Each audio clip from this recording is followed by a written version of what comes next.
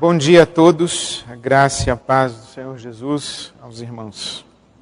A referência bíblica que trago no coração para lhes dar nesta manhã é apenas uma expressão pinçada do livro do profeta Isaías e que resume bem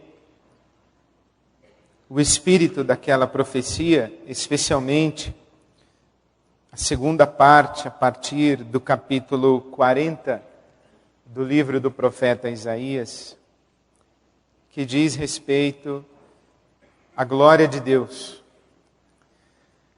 E quero sublinhar apenas o capítulo 48, o verso 11.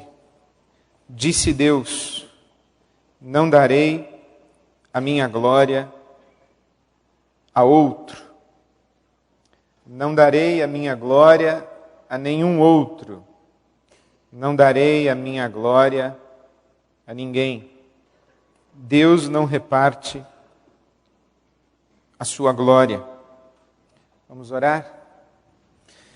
Deus nosso Pai bendito, nós te damos graças. Te damos graças por tudo quanto já temos experimentado, vivido, recebido das tuas mãos nesta manhã. E pedimos-te ainda mais da tua palavra e do sopro do teu Espírito em as nossas consciências e nossos corações. Pedimos-te assim, ó Pai, em nome de Jesus e para a tua glória. Amém. Começo hoje pela manhã uma reflexão sobre os chamados 7 pecados capitais. Faremos isso no mês de julho, férias para alguns e para nós uma boa oportunidade de 7 domingos ou 7 mensagens em 4 domingos a respeito dos 7 pecados capitais. Vale ressaltar introdutoriamente e afirmar categoricamente que o conceito e a lista dos 7 pecados capitais não consta da Bíblia Sagrada. Os 7 pecados capitais são um conceito que não está presente, a lista não consta da Bíblia Sagrada. A Bíblia fala das obras da carne em Gálatas capítulo 5, a Bíblia fala do perfil e do caráter do homem afastado de Deus em Colossenses e fala também em Efésios, mas a Bíblia não fala de 7 pecados capitais. Esta ideia de 7 pecados capitais, a lista dos 7 pecados capitais, surgiu no 4º século da era cristã, no movimento monástico. Os monges que se afastaram para o deserto do Egito, especialmente, logo em seguida, a conversão, ou a suposta conversão de Constantino, quando o cristianismo se torna a religião oficial do império, a igreja deixa de ser perseguida e passa a ser parceira do poder imperial. E com esta relação, há eventualmente uma promiscuidade da igreja. Toda vez que a igreja se relaciona em termos de amizade com o poder do Estado e abandona a sua responsabilidade profética em relação ao Estado, a igreja se compromete na promiscuidade. Percebendo esta promiscuidade, alguns homens fugiram do contexto onde havia o conforto em ser cristão e correram para o deserto, e ali surgiu o chamado movimento monástico. É este monge grego, Evagrius do Ponto, quem no século IV identifica o que considerava as principais paixões humanas, que originalmente eram 8. Um dos seus discípulos, Cassiano, traz essa lista para o Oriente, e é no século VI que o Papa Gregório Magno inclui ou consolida a lista clássica, que vai integrar ou vai ser registrada no catecismo do catolicismo romano. Mais adiante, alguns teólogos fazem uma revisão da lista, tanto do Evagrius, quanto do Cassiano, quanto do Gregório Magno, e finalizam a lista que está estabelecida desde o século XVII e está presente no catolicismo romano, no catecismo do catolicismo romano, como os 7 pecados capitais, a saber, soberba, avareza, luxúria, ira, gula, inveja e preguiça. Mais recentemente, ou mais precisamente em março, 10 de março deste ano, 2008, o Vaticano publicou a nova lista, ou os novos pecados capitais contemporâneos, uma vez que estes 7 pecados capitais originais, a soberba, a avareza, a luxúria, a ira, gula, a inveja e preguiça, dizem respeito a uma relação muito individual e pessoal, particular. O Vaticano enxergou, e creio que acertadamente enxergou, que há um conjunto de novos pecados capitais que são mais sociais, e o Vaticano incluiu a manipulação genética, o uso de drogas, a desigualdade social e a poluição ambiental como pecados capitais. Eu fico com os 7 primeiros, que são clássicos. Os pecados são chamados capitais porque são pecados cabeça. Cabeça no sentido de origem, fonte, e cabeça no sentido de governo, liderança. São pecados que dão origem a outros pecados e são pecados que governam outros pecados. Como, por exemplo, a ira é um pecado capital porque dá origem a um outro pecado. Exemplo, a vingança. Ou a soberba, que é um pecado capital porque dá origem a um outro pecado, por exemplo, a vaidade. Também são chamados pecados capitais por causa da distinção que o catolicismo romano faz entre pecado venial e pecado mortal, ou falha leve e falha grave. Falha leve é uma falha leve. Falha grave é a falha que induz uma falha leve. Por isso ela é grave. E é grave e mortal porque exclui o pecador da felicidade eterna. Então é um pecado mortal. Bom, o tema pecado, e falar sobre pecados capitais, esse tema pecado é atual e indigesto. Atual porque nós vivemos numa sociedade cheia de pecados. Os jornais, os telejornais, as revistas e as conversas, o boca a boca cotidiano, nos dão conta de que vivemos numa sociedade onde esse bicho chamado homem produz e é uma máquina de barbaridades. E nós assistimos isso diariamente e nos impactamos e nos incomodamos com o potencial maligno e o potencial humano para fazer o mal. Esse potencial humano para fazer o mal, ele chega a ser, em determinados momentos, tão aviltante que nos custa acreditar que um ser humano seria capaz de fazer aquilo que estamos a perceber e a ver. Agora, a lista é também, ou o tema é também indigesto. Indigesto porque nós estamos numa sociedade que, ao tempo em que é cheia de pecados, perde cada vez mais o senso de pecado e o conceito de pecado, ou mais precisamente, chega a descrer em pecado. Pecado é um conceito para dois tipos de pessoas. Ou para gente atrasada, ignorante, supersticiosa, que acredita que há um tribunal suprahistórico diante do qual o ser humano há de comparecer e prestar contas. Ou para gente sem graça, que não sabe gozar a vida e ainda quer estragar a vida dos outros. Então a gente ouve dizer que não existe pecado do lado de baixo do Equador, e a gente ouve uma propaganda que diz que sem pecado a vida não tem graça. Por exemplo, o seu cantor predileto diz que tudo que ele gosta é ilegal, imoral ou engorda. Isto é impossível ser satisfeito, feliz e ter prazer na vida sem transgredir.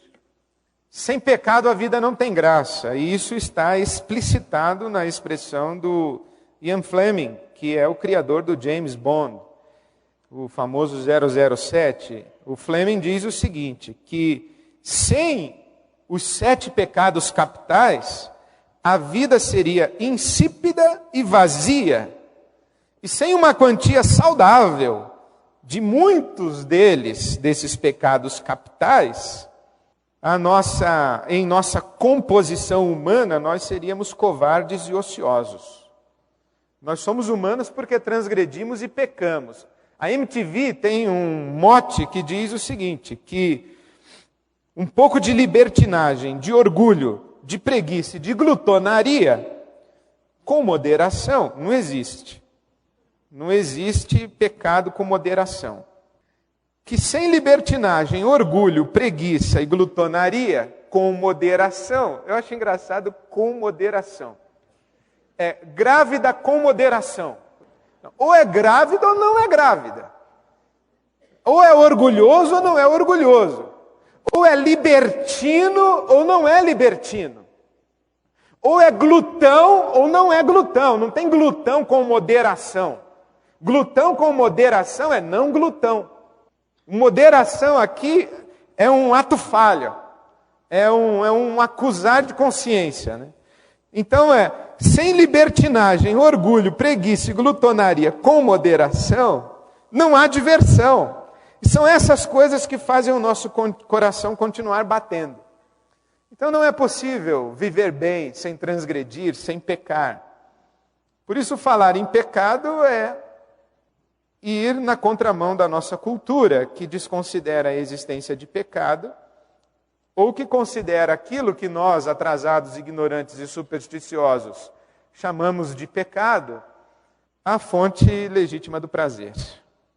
Bom, eu penso que essa lista dos 7 pecados capitais pode servir para nós como um bom gabarito para nós avaliarmos que tipo de gente nós estamos nos tornando, porque é justamente o espírito dos monges do deserto que identificaram os instintos, os apetites, as paixões mais básicas e primais do ser humano, como necessárias de serem vencidas, para que este ser humano, vencendo suas paixões, seja distinto das bestas feras.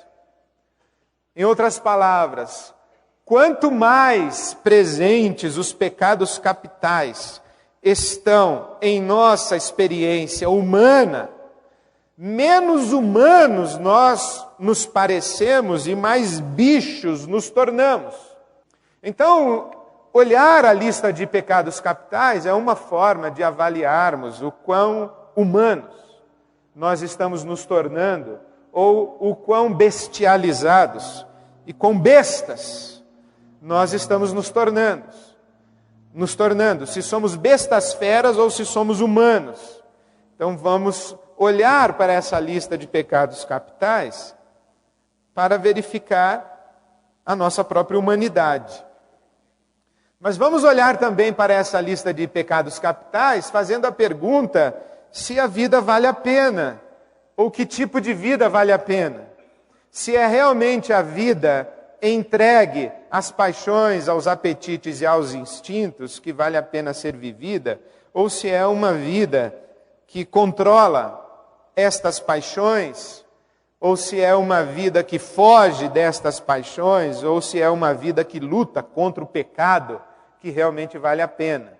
Por isso eu convido você, a partir desse domingo pela manhã, a olhar comigo esta bendita lista dos malditos pecados capitais.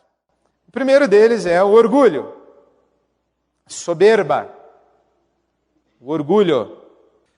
O orgulho é o primeiro e é tão primeiro que Tomás de Aquino não considerava o orgulho em sua lista de pecados capitais. Quando Tomás de Aquino, lá por volta de 1400, 1500, reavaliou a lista de pecados capitais, o Tomás de Aquino tirou orgulho da sua lista e colocou vaidade. Porque o Tomás de Aquino considerava o orgulho um pecado mega capital. Um pecado fora de série. Como se fosse o pai de todos. O orgulho é o pai de todos. O Aquino colocava vaidade e usava a expressão vanglória. Vaidade ou vanglória. Como sendo a glória vã, ou a glória no que é vão, ou a glória em vão, vanglória. O que tem muito a ver com orgulho. E o Tomás de Aquino dizia que a glória vã era a glória em vão. E aquilo que é vão, vazio, para Tomás de Aquino, tinha 3 significados. Primeiro, é vão aquilo que não tem substância, aquilo que é falso, aquilo que é mentiroso. É vão. Segundo, aquilo que não tem consistência, não tem solidez, é efêmero, é vão. E terceiro, aquilo que não é capaz de realizar o fim devido, um esforço em vão, um remédio em vão, não foi capaz de realizar o que pretendia, é vão. E então assim é que nós podemos ser vítimas da vanglória. Nós temos um orgulho, isto é, nós temos glória em nós mesmos. Eu me glorio em mim mesmo, mas eu não tenho substância em mim mesmo. Eu não tenho conteúdo em mim mesmo. O que eu tenho não é meu. Por isso é que o apóstolo Paulo, em 1 Coríntios 4, 7, diz o seguinte: por que te glorias?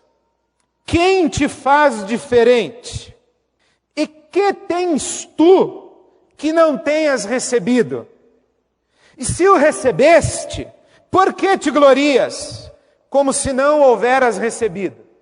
Esta é a compreensão bíblica a respeito do ser humano. O ser humano não tem substância em si mesmo. Ele não é autoexistente, ele não pode gloriar-se em si mesmo, porque tudo o que tem, tem porque recebeu de alguém. Então o ser humano é vão, no sentido de que não tem substância. O que tem, recebeu de alguém. Segundo, não tem consistência. O ser humano não tem consistência, passa, é efêmero, é transitório. Não pode se gloriar em si mesmo porque a Bíblia diz em Tiago 4,14, o que é a vida? É um vapor que aparece por um pouco e depois se desvanece. Nós passamos, nós somos como uma fumaça, como um vapor, como uma pequenina flor que de manhã floresce e ao final da tarde o vento espalha. Então nós não temos consistência. E por isso nós não temos legitimidade. Se nós não temos substância nem consistência, nós não conseguimos realizar o fim a que nos propomos. Por isso é que nós cristãos não subscrevemos esta expressão que diz querer é poder. Para nós o querer é apenas o tomar consciência de nossa falta de substância e falta de consistência. Diz o apóstolo Paulo em Romanos 7 que eu quero, mas eu descubro que eu não posso. Eu não consigo realizar o fim a que me proponho. Eu quero fazer o bem e não quero fazer o mal, mas o bem que eu quero eu não faço, o mal que eu não quero, esse eu faço. Então, como que eu posso me gloriar em mim mesmo e me julgar alguma coisa, me julgar alguém, se eu não tenho substância, se eu não tenho consistência e se eu não consigo dar finalidade à minha existência? C.S. Lewis diz que o orgulho é o supremo mal, é o pecado capital, que ele chama de pecado principal. E esta expressão do C.S. Lewis eu gosto demais. Ele diz que o orgulho é o mais completo estado de alma ante Deus. Repito, o orgulho é o mais completo estado de alma ante Deus.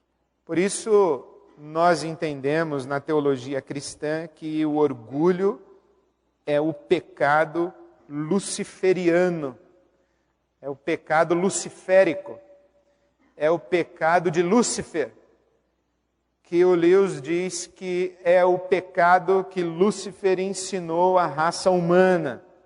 E a Bíblia Sagrada vai falar desse coração de Lúcifer, desse orgulho luciferiano. Por exemplo, em Isaías capítulo 14, os versos de 11 a 15. Já foi derrubada na sepultura a tua soberba, com o som das tuas violas. Os vermes debaixo de ti se estenderão e os bichos te cobrirão. Como caíste desde o céu, ó estrela da manhã, filha da alva. Como foste cortado por terra, tu que debilitavas as nações, e tu que dizias no teu coração, eu subirei ao céu, acima das estrelas de Deus exaltarei o meu trono, e no monte da congregação me assentarei, aos lados do norte. Subirei sobre as alturas das nuvens, e serei semelhante ao Altíssimo. E contudo, levado serás ao inferno, ao mais profundo abismo. Esta é a profecia de Isaías que descreve o pecado de Lúcifer e a queda deste anjo de luz chamado Lúcifer. Eu me lembro quando os meus filhos pequenos me perguntaram quem criou o diabo. A minha resposta foi Lúcifer. Deus criou Lúcifer e Lúcifer criou o diabo. E Lúcifer, um anjo de luz, quando desejou ser igual a Deus e colocar o seu trono no lugar do Deus Altíssimo, criou o diabo. O diabo é um ser tomado de orgulho. O diabo é um ser cujo estado de alma é absolutamente anti-Deus.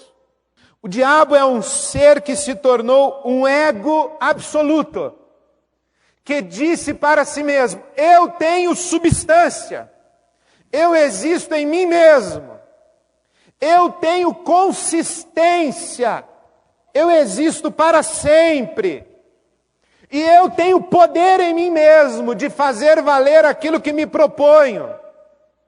Eu sou Deus. Isso é o orgulho luciferiano que foi incutido no coração e na consciência humana. Ezequiel capítulo 28 é uma profecia contra o rei de Tiro, e como tenho lhes dito, toda personagem bíblica é arquetípica, e este rei de Tiro é um arquétipo do demônio, do diabo, do Lúcifer, da serpente. E veja Ezequiel 28 como descreve esse ser cheio de orgulho, este ego absoluto, este estado de alma absoluto e completamente ante Deus. No orgulho do seu coração você diz, Ezequiel 28, 2, sou um Deus, sento-me no trono de um Deus no coração dos mares, mas você é um homem e não um Deus, embora se considere tão sábio quanto Deus. Você é mais sábio que Daniel? Não haverá segredo que lhe seja oculto. Mediante a sua sabedoria e o seu entendimento, você granjeou riquezas e acumulou ouro, prata em seus tesouros. Por sua grande habilidade comercial, você aumentou as suas riquezas, e por causa das suas riquezas, o seu coração ficou cada vez mais orgulhoso. Bom, esse texto aqui tem pelo menos 3.000 anos, mas ele pode subscrever qualquer fotografia, ou, perdão, sem generalizações. A maioria absoluta, quase que completa, das fotografias estampadas na revista Caras. Por isso assim diz o soberano, o Senhor, porque você pensa que é sábio, tão sábio quanto Deus? Trarei estrangeiros contra você das mais impiedosas nações, eles empunharão suas espadas contra a sua beleza e a sua sabedoria, e traspassarão o seu esplendor fulgurante. Eles o farão descer à cova, e você terá morte violenta no coração dos mares. Dirá você então, eu sou um Deus, na presença daqueles que o matarem? Você será tão somente um homem, não um Deus, nas mãos daqueles que o abaterem. Você terá a morte dos incircuncisos nas mãos de estrangeiros. Eu falei, palavra do soberano, o Senhor. Esta palavra do Senhor veio a mim. Filho do homem, erga um lamento a respeito do rei de Tiro e diga-lhe, assim diz o soberano, o Senhor, você era o modelo da perfeição. Aqui é um arquétipo de Lúcifer. Você era um modelo da perfeição, cheio de sabedoria e de perfeita beleza. Você estava no Éden, no jardim de Deus. Todas as pedras preciosas o enfeitavam, sárdio, topázio e diamante, berilo, ônix e jaspe, safira, carbúnculo e esmeralda. Esse carbúnculo aqui eu não conheço, nunca ouvi falar, parece mais doença do que pedra preciosa. Seus engastes e guarnições eram feitos de ouro, tudo foi preparado no dia em que você foi criado. Você foi criado, você não existe em si mesmo, você não tem substância. Você não tem substância, você foi criado, mas você foi ungido. O que você não tem em si mesmo, você tem porque recebeu, você foi ungido. Ezequiel 28, 14, como um querubim guardião, pois para isso eu designei. Você estava no Monte Santo de Deus e caminhava entre as pedras fulgurantes. Você era inculpável em seus caminhos desde o dia em que foi criado, até que se achou maldade em você. Até que você, Lúcifer, criou o diabo. Por meio do seu amplo comércio, você encheu-se de violência e pecou. Por isso eu o lancei humilhado para longe do monte de Deus e o expulsei, ó querubim guardião, do meio das pedras fulgurantes. Seu coração tornou-se orgulhoso por causa da sua beleza e você corrompeu a sua sabedoria por causa do seu esplendor. Por isso eu o atirei à terra, fiz de você um espetáculo para os reis. Por meio dos seus muitos pecados e do seu comércio desonesto, você profanou os seus santuários. Você tocou no que era santo, você mexeu no que era sagrado e não deveria ter mexido. Você profanou os seus santuários, por isso fiz sair de você um fogo que o consumiu e reduzi você a cinzas no chão à vista de todos os que estavam observando. Todas as nações que o conheciam espantaram-se ao vê-lo. Chegou o seu terrível fim. Você não mais existirá. Você não tem substância. Você não tem consistência. Em outras palavras, você não banca a si mesmo e a sua própria existência e a sua própria vida. Eu lhe criei, eu lhe dei vida, eu lhe dei beleza, eu lhe dei sabedoria, e quando você tomou posse de tudo isso como se fosse seu e voltou-se contra mim, eu lhe tirei tudo e acabei com você e você não mais existirá. Essa expressão da Bíblia Sagrada a respeito de Lúcifer. Mas veja que interessante. Por isso eu o atirei à terra. Eu o atirei à terra. E o que fez Lúcifer na terra? Encheu o coração humano de seu mesmo pecado luciférico, o orgulho. Porque esta é a palavra de Gênesis capítulo 3, os versos 4 e 5. Então a serpente disse à mulher: certamente não morrereis. Como assim não morrereis? Seria uma forma de dizer: tens vida em ti mesma? Tens substância e consistência? Tu serás para sempre. Para sempre, meus queridos, é só Deus. Só Deus. E quando Lúcifer, ou quando a serpente, o diabo, diz à mulher: não morrereis, porque Deus sabe que no dia em que comerdes do fruto da árvore do conhecimento do bem e do mal, se abrirão os vossos olhos e sereis como Deus. Ora, não era o que pretendia Lúcifer, colocar o seu trono à altura do trono de Deus e assentar-se no trono de Deus e dizer para si mesmo: eu sou Deus, eu sou um Deus. O que é o orgulho? O orgulho é o mais completo estado de alma ante Deus. O orgulho é aquilo de que é vítima um ser que se considera um ego absoluto. O orgulho é próprio daquele que diz: eu sou o máximo, eu sou tudo, eu mereço tudo. Talvez você diga assim: esse aí é só o Lúcifer. Eu não sou orgulhoso, porque eu não me considero o máximo e não me considero tudo. Ok. Você se considera melhor? Você se considera acima? Você se considera mais?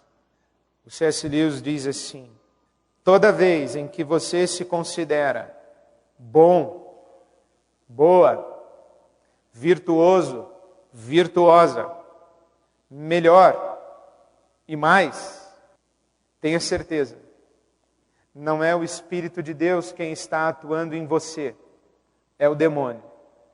Você não precisa se considerar o máximo. Basta que você se considere melhor. Basta que você não se considere, não precisa que você se considere o primeiro. Basta que você se considere o penúltimo.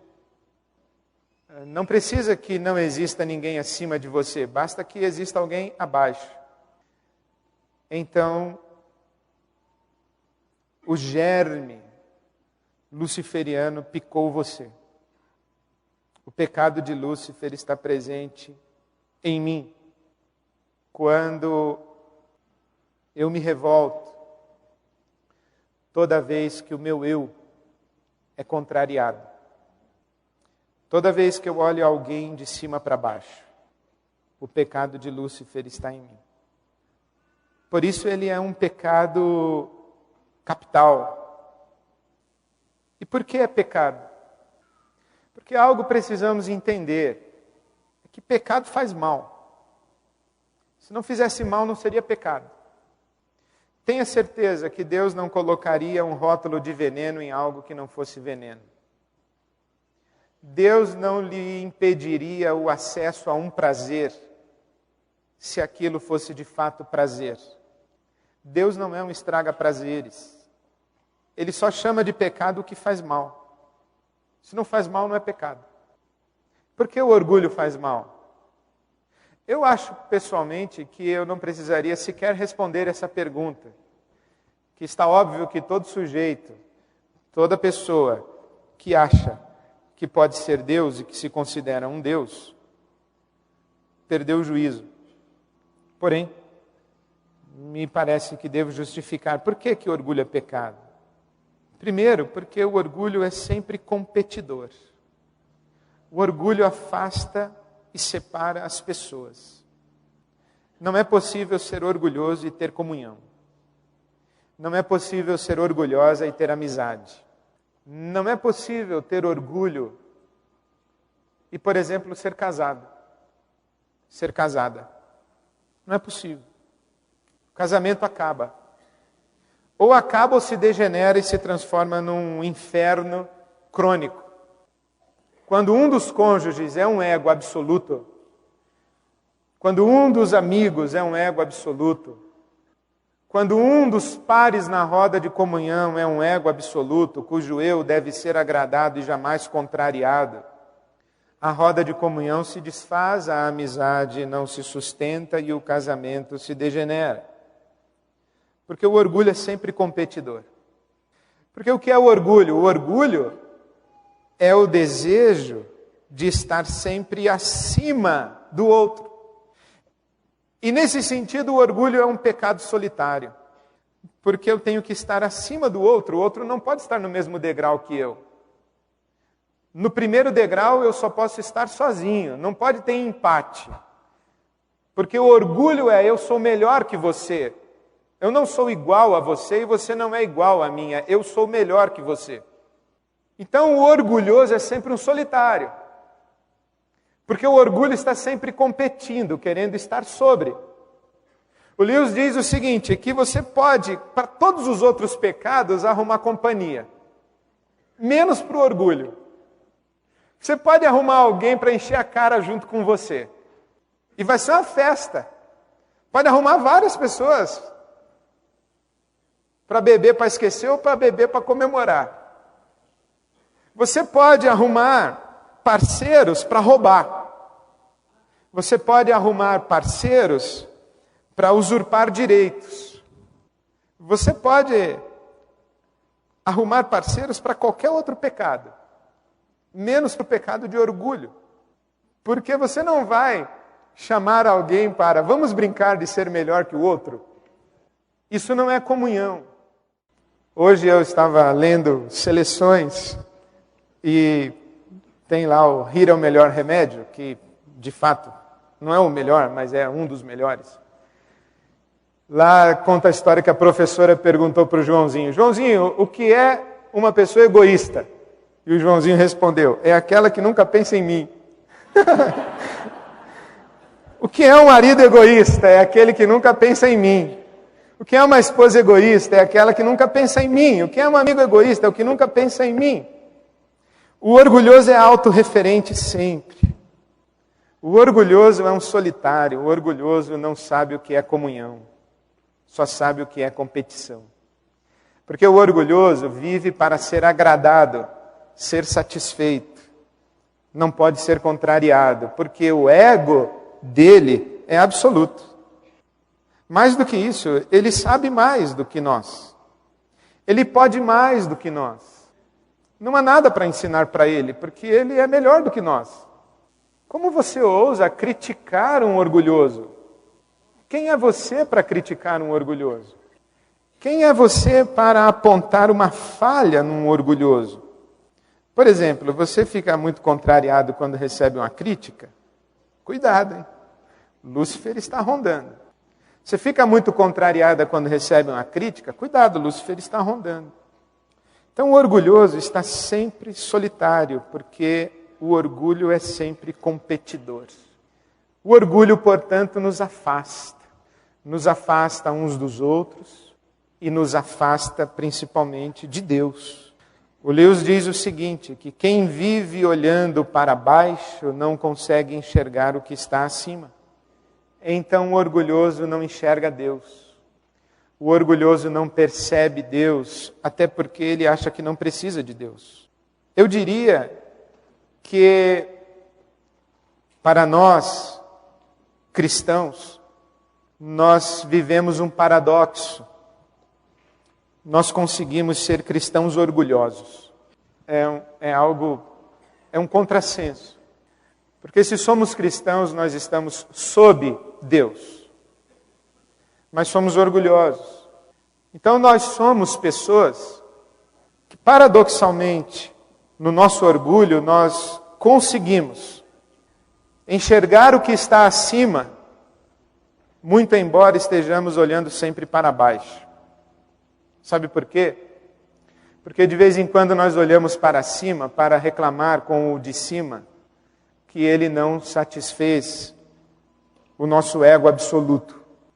Nós olhamos para cima com orgulho quando murmuramos. Nós olhamos com orgulho para cima quando somos ingratos. Nós olhamos com orgulho para cima quando reivindicamos nossos direitos em relação a Deus. Quando exigimos de Deus que nos satisfaça as vontades.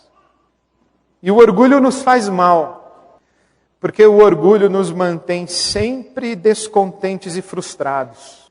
Por quê? Porque não é possível alguém que não seja contrariado, ou pelo outro, ou pela vida, ou por Deus.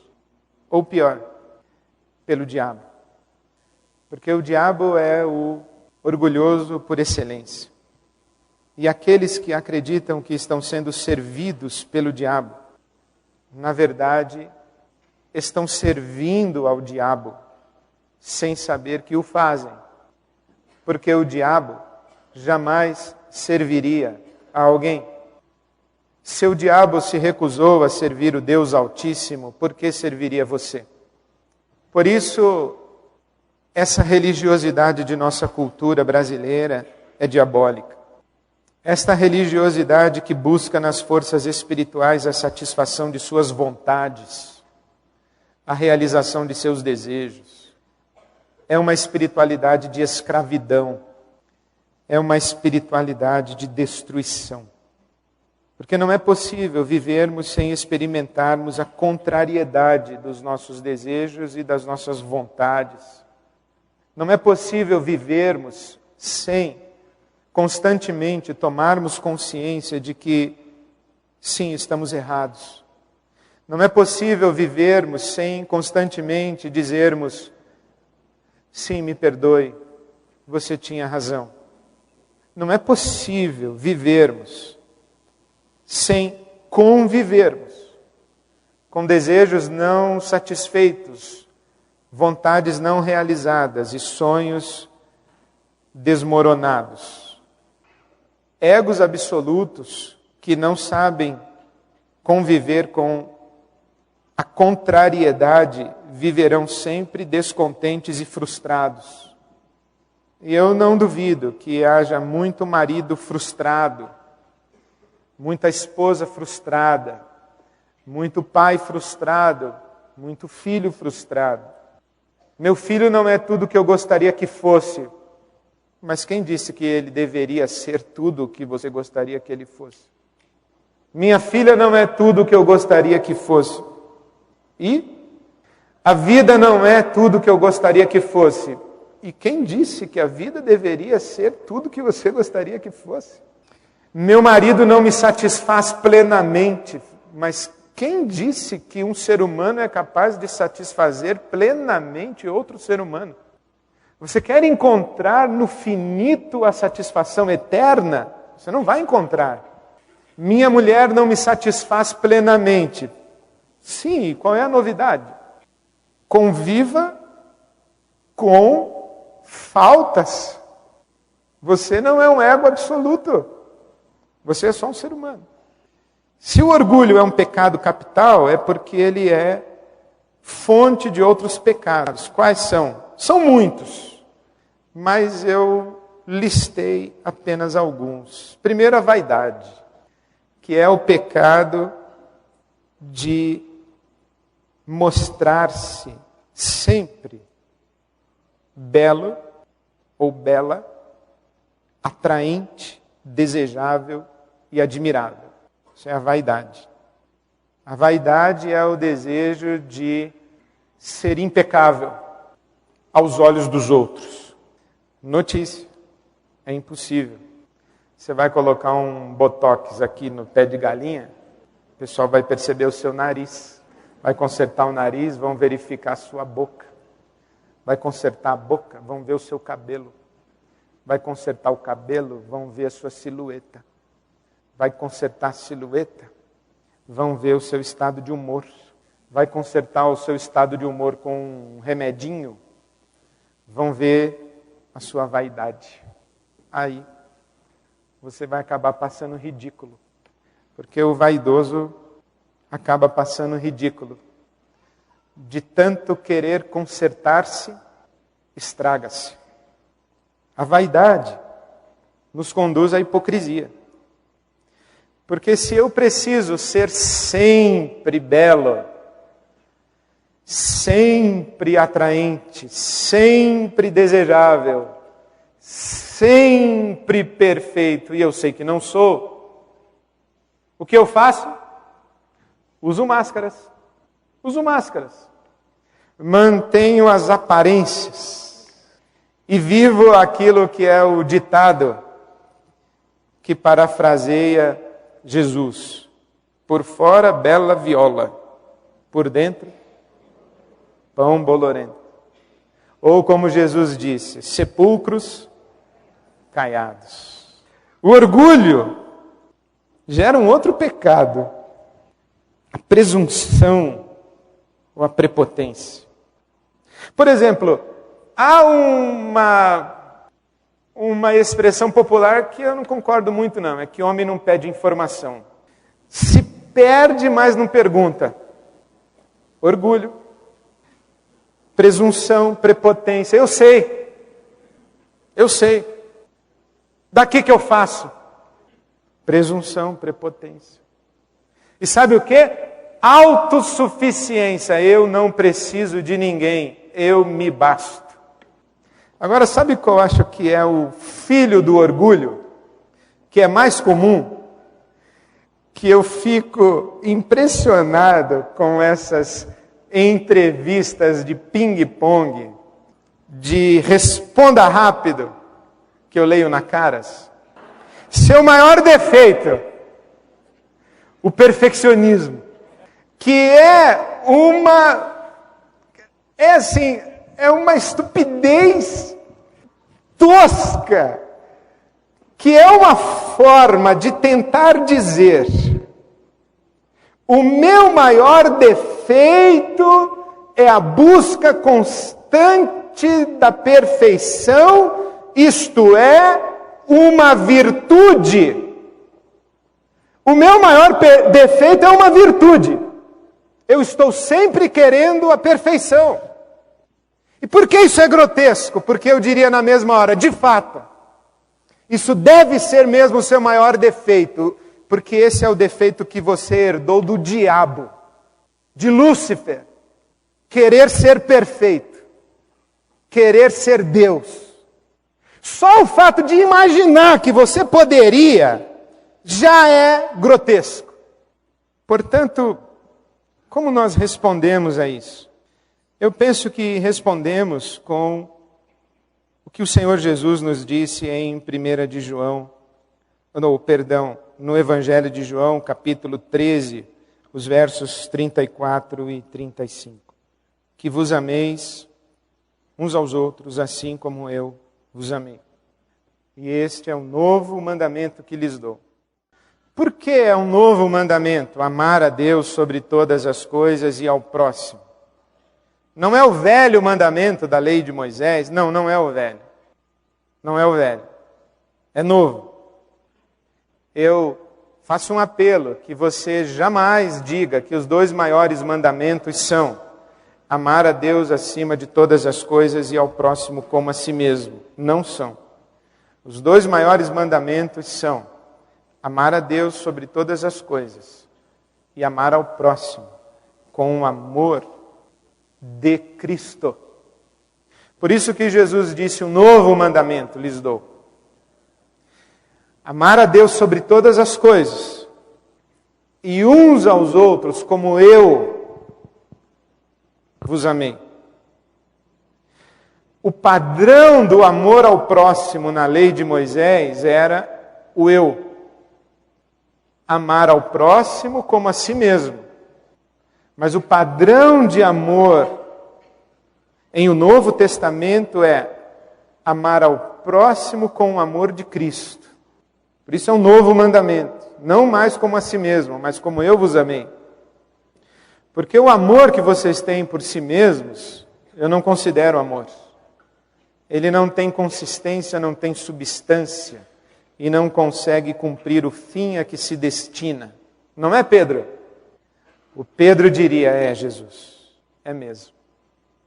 Porque eu pensei que amasse o Senhor tanto quanto amo a minha própria vida. Mas eu não consegui amar o Senhor tanto quanto eu amo a minha própria vida, porque quando eu tive que escolher entre mim e ti, eu escolhi por mim. Então, amar a Deus sobre todas as coisas é fazer tudo para a glória de Deus. Assim brilha a vossa luz e os homens vejam as vossas boas obras e glorifiquem a vosso Pai que está nos céus. Seja comer, seja beber, ou qualquer outra coisa fazer, tudo seja feito para a glória de Deus. Mateus 5:16, 1 aos Coríntios 10:31. Amar a Deus sobre todas as coisas é lembrar Deus dizendo, não darei a minha glória a outro, não darei a minha glória a ninguém, não repartirei a minha glória. Ou como diz o salmista no Salmo 115, não a nós, Senhor, não a nós, mas ao teu nome da glória. Amar ao próximo com o amor de Cristo significa colocar-se diante do próximo como Cristo se colocou diante de nós. E Cristo não colocou-se diante de nós como um Deus a ser servido e adorado, mas como um Deus que lava os nossos pés. Porque sendo em forma de Deus, Ele não se apegou aos seus direitos, mas humilhou-se, se fez escravo, serviu. Amar o próximo com o amor de Cristo é servir. É lembrar o que diz Paulo aos Romanos, capítulo 15, versos 2 e 3. Portanto, cada um de nós agrade ao seu próximo no que é bom para a edificação. Porque também Cristo não agradou a si mesmo. Sabe que as brigas entre casais deveriam ser, deixe que eu faço. Não, deixe que eu faço. Não, eu faço questão, deixe-me fazer. Eu já disse para você que eu quero fazer. As brigas deveriam ser assim. Mas as brigas geralmente são assim. Agora é sua vez, ontem eu fiz. Pô, de novo eu? Sempre eu? Cristo não agradou a si mesmo. É lembrar o que Paulo disse aos Filipenses. Nada façais por contenda ou por vã glória, mas por humildade. Cada um considere os outros superiores a si mesmo. Não atente cada um para o que é propriamente seu, mas cada qual também para o que é dos outros. De sorte que haja em vós a mesma atitude que houve também em Cristo Jesus. Bom, a resposta cristã para o pecado do orgulho é a humildade. E a humildade em seu sentido extremo. Colocarmos-nos abaixo de Deus e colocarmos-nos abaixo do nosso próximo. Esse é o caminho da legítima humanidade. E eu termino lendo Filipenses capítulo 2, para que você entenda o que estou dizendo. 2, 5. Seja a atitude de vocês a mesma de Cristo Jesus, que embora sendo Deus, não considerou ser igual a Deus como algo a que devia apegar-se, mas esvaziou-se a si mesmo, vindo a ser servo, tornando-se semelhante aos homens. Veja essa profundidade do versículo 7. Deus se fez homem, isto é, servo. Eu já falei sobre isso, mas acho importante repetir e sublinhar justamente hoje que estamos falando sobre o pecado do orgulho. Nós imaginamos que este esvaziamento de Jesus Cristo é um esvaziamento numa escada em que ele desce 2 degraus. Deus, aí ele desce o primeiro degrau e se faz homem. E sendo homem, ele desce o segundo degrau e se faz servo. Mas a Bíblia Sagrada diz que não é assim. Só existe um degrau. Deus se faz servo, isto é, semelhante aos homens. Ou Deus se faz homem, isto é, servo. Porque para Deus, ser humano é ser servo. Você só tem 2 alternativas, ou você é Deus ou você é humano. Ou você é divino, divina, ou você é humano, humana. Deus você não é. Então você é humano, humana. E na Bíblia Sagrada, o que é ser humano, humana? É ser servo, é ser serva. É estar abaixo de Deus para servir a Deus.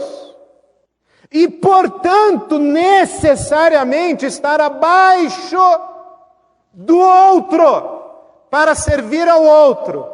Porque não há nenhuma possibilidade de servir a Deus sem que este servir a Deus seja necessariamente o servir ao outro. Não há como servir a Deus sem servir ao outro. Não há como ser servo de Deus sem ser servo do outro. Logo, você tem 2 possibilidades. Ou você é um humano orgulhoso, picado pelo espírito de Lúcifer, ou você é um humano legítimo, isto é, um servo de Deus, na forma de servo do seu próximo. Só tem essas 2 alternativas. Portanto, nós estamos em apuros.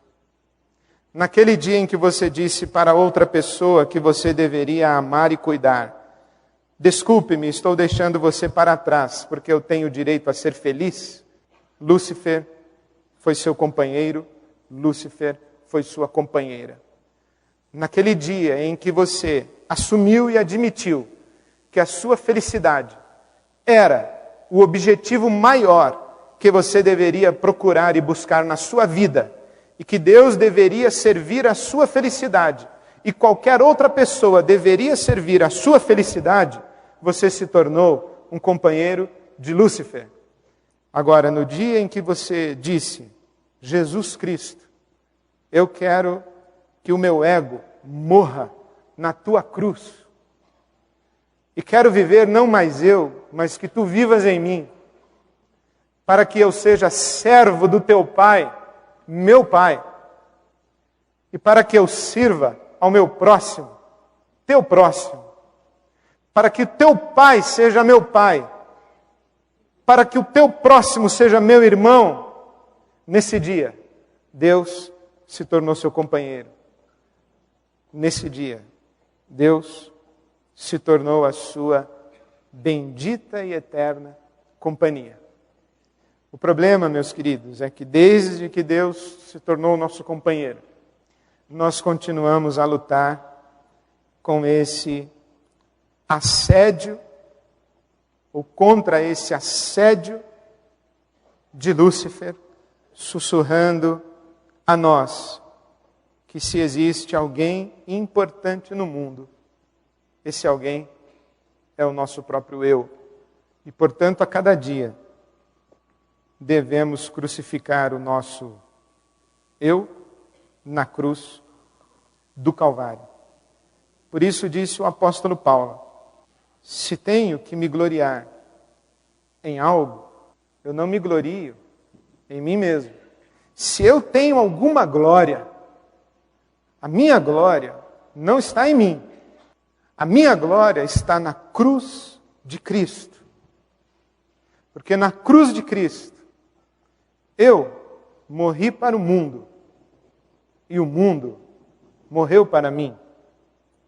Se tenho que me gloriar em alguma coisa, a minha glória está na cruz de Cristo, porque lá o meu eu foi crucificado com Cristo. E desde então vivo, não mais eu, mas Cristo vive em mim. Que seja essa a nossa oração cotidiana. Ó Deus, crucifica-me novamente com teu Filho Jesus e dá-me a experimentar a plenitude da vida da ressurreição. Amém. Nós vamos celebrar a ceia em memória de Jesus Cristo, nosso Senhor. E são convidados a esta mesa todos aqueles que um dia disseram: estou crucificado com Cristo. Vivo não mais eu, mas Cristo vive em mim. Todos aqueles que um dia disseram: ó Deus, crucifica-me na cruz de teu Filho Jesus e dá-me experimentar a plenitude da vida da ressurreição. Todos aqueles que cotidianamente oram: ó Deus, mantém-me preso nesta cruz bendita, porque nesta cruz está a minha glória. E que já testemunharam a sua fé através do batismo numa comunidade cristã. Bem-vindos à mesa de nosso Senhor Jesus Cristo. Amém. Vamos celebrar a cruz do Calvário. Amém.